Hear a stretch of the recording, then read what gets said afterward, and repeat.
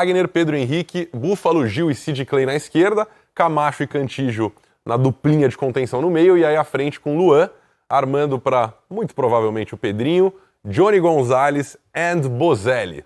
Acho que é legal a gente discutir as possibilidades que se abrem com Johnny Gonzalez, e o Johnny deixou claro que é Johnny, não é Ione, quer ser chamado de Johnny. Muito rápido.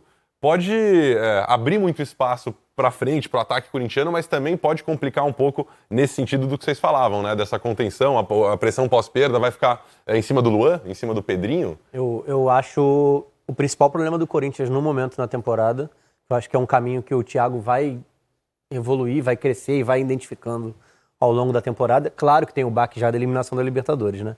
Mas eu acho muito leve como utilizar Pedrinho, Camacho, uma linha de 4, tá? Pedrinho, Camacho, Cantillo e Luan. Como foi contra o Guarani, que é uma equipe inferior, que foi pressionada, que foi encaixotada no próprio campo, mas que tinha espaço para contra-atacar.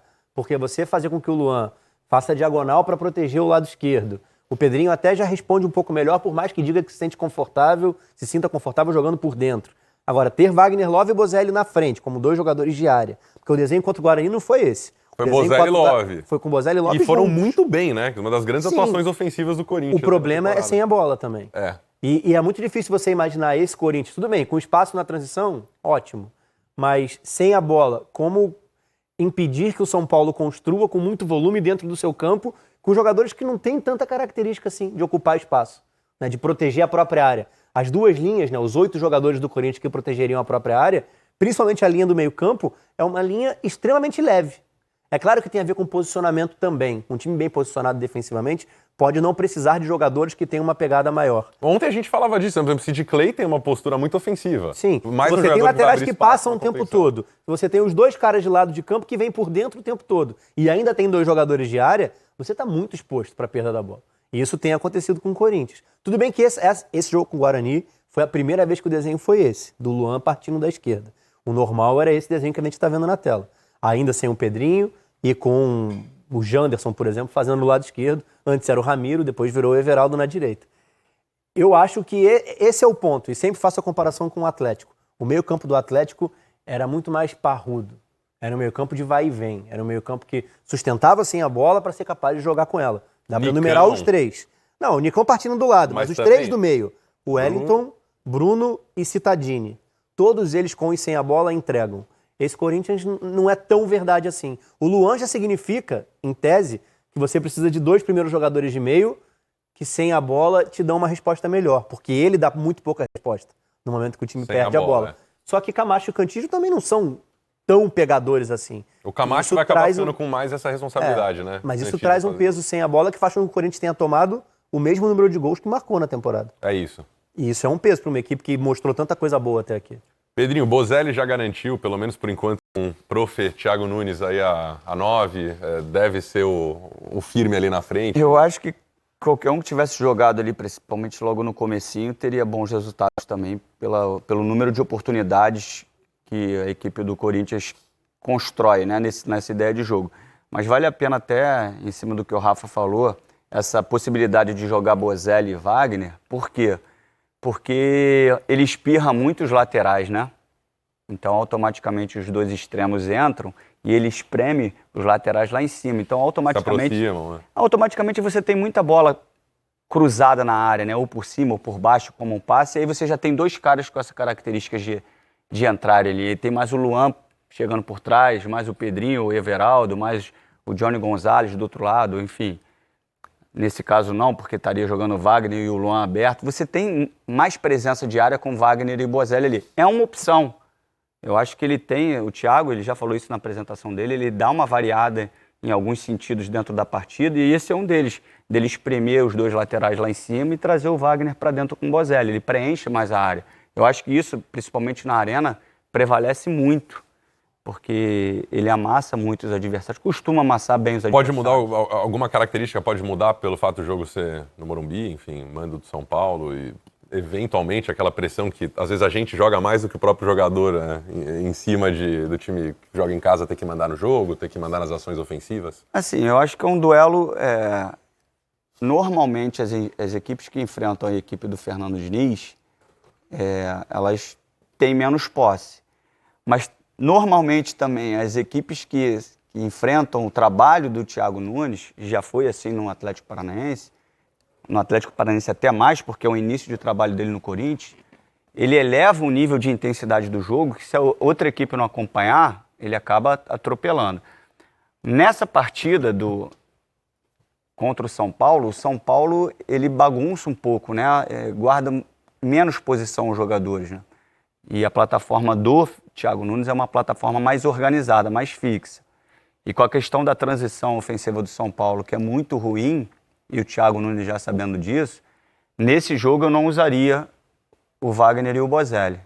Eu usaria dois caras de velocidade. Para justamente se aproveitar de uma falha, de um erro na transição. Exatamente, para usar a velocidade. Bom, hoje no treino do Corinthians, Cássio falou sobre a expectativa dele para o Clássico e, claro, foi perguntado também sobre a eliminação da Libertadores, um dos grandes ídolos desse Corinthians, campeão mundial, Cássio no troca de passe. Vamos ouvi-lo. Pressão sempre vai haver, eu acho que o Clássico sempre é um jogo diferente, é um jogo onde há uma rivalidade, né? Tem um histórico todo, então há uma pressão por um Clássico, lógico, a gente vem de uma eliminação, do meu ponto de vista já ficou para trás, eu acho que também não tem tempo para a gente ficar remoendo, eu falo nesse sentido, até porque quando a gente ganha títulos também, a gente comemora, mas tem que pensar para frente, a gente não pode se acomodar quando você é campeão. E da mesma maneira, a gente quando é eliminado, a gente não pode ficar se lamentando. Essa eliminação a gente tira muitas coisas positivas, um modelo novo de trabalho, acho que o time vem assimilando bem, o time está mostrando uma postura, um jeito de jogar, e eu acho que esse é o total mérito do nosso treinador, do Thiago.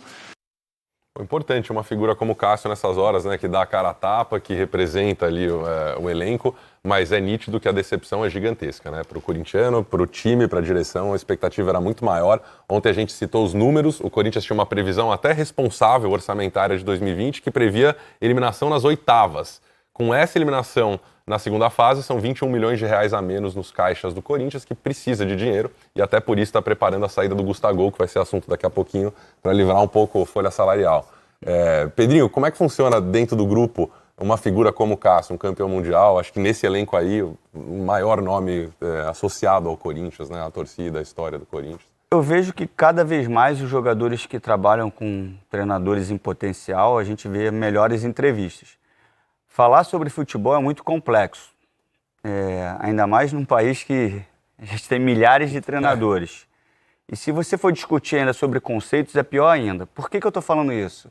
Porque a gente precisa elevar o nível da discussão do futebol, até porque se a gente comunicar melhor sobre futebol, o torcedor vai começar a ouvir coisas melhores e vai ter um entendimento diferente. Porque é muito fácil a gente botar na conta da paixão, da emoção, que futebol é isso, e aí um trabalho que está se iniciando do Thiago Nunes, com vários conceitos diferentes, com um modelo de jogo diferente de 20 anos de Corinthians, e requer um tempo, né, para adaptar. Que requer um tempo, aí você é eliminado numa pré-Libertadores, e é muito fácil a gente falar assim, tá vendo? Aí, contratou o treinador. Se a comissão gestora do Corinthians está convicta do trabalho do Thiago Nunes, nós somos responsáveis por comunicar isso, o que a gente entende sobre futebol. Porque senão fica muito fácil você criticar. Então a gente tem que começar a elevar o nível do debate, entrar em conceito tático, técnico, e ele falar que isso é um processo, que leva tempo. O que o Thiago está fazendo é um processo que cria recursos e mecanismos diferentes do jogo que os jogadores estavam habituados. Eu já falei isso aqui algumas vezes, principalmente para a linha de trás. Quando você começa a perder a bola na frente e o zagueiro tem que correr para frente, sendo que a vida inteira ele correu para trás, você tirar isso da cabeça do cara é difícil. É mecânica, né? Como é que o cara que a vida inteira perdeu a bola, ele já quer proteger a frente do teu gol, você vai falar assim, perdeu a bola, você tem que correr para frente, meu filho. Você tem que pegar esse cara que está na tua frente. Então a gente tem que começar a comunicar isso para o torcedor começar a entender que precisa de paciência. Que perder para o Guarani numa pré-Libertadores é ruim, mas não é o fim do mundo. O jogo é jogado. Então assim, a gente precisa começar a elevar o nível da discussão. A discussão superficial... o Corinthians foi eliminado, isso é uma tragédia, não pode perder. Pode perder para o Guarani, pode perder para o Tolima. A gente tem que entender o que aconteceu, entender o que está acontecendo. E é um processo, o futebol é um processo. Aquela época, desculpa até me alongar um pouquinho, a época que eu jogava, a questão tática era bem pequena, era muito mais bola parada. O resto era a qualidade dos jogadores e o lastro que a gente tinha desde a base, de funções já pré-determinadas. Volante faz isso, né? Porque era a posição, meia faz isso. Então a gente carregava isso. E com talento, você sobressaía na partida. Resolvia os problemas. O futebol mudou. O futebol hoje ele é muito tático. Muito tático. E se você não tiver informação tática para debater, vai acontecer isso. Se a gente não comunicar sobre tática, o torcedor vai xingar e vai querer que o cara vá embora. E não é assim. Tem muita gente, muito treinador ainda preso na ideia de um jogador muito talentoso. Só para deixar claro, é tático. E dentro da tática, dentro das ações que o treinador passa para o jogador, o que ele fizer a mais é dele. Eu vou passar como treinador uma orientação para o Rafa fazer isso, aquilo e aquilo outro. E se ele fizer algo diferente, é dele, é o talento dele. Mas eu preciso passar algo tático para ele. A gente precisa ver um time de futebol com modelo de jogo. Futebol hoje é assim. Esquece aquele oba-oba, perdeu, está eliminado, dá no zagueiro, dá chutão para frente. Isso não existe. A gente tem que começar a comunicar diferente para que o torcedor comece a ouvir isso. O que a gente ouviu há 20 anos atrás, que ficou pregado, a gente tem que começar a limpar e botar o que é novo no futebol, porque o futebol mudou. E aí começar o torcedor a entender que não é mais isso. E aí ele vai ter um pouco mais de paciência com trabalhos recentes de vários treinadores que chegaram nos seus clubes recentemente.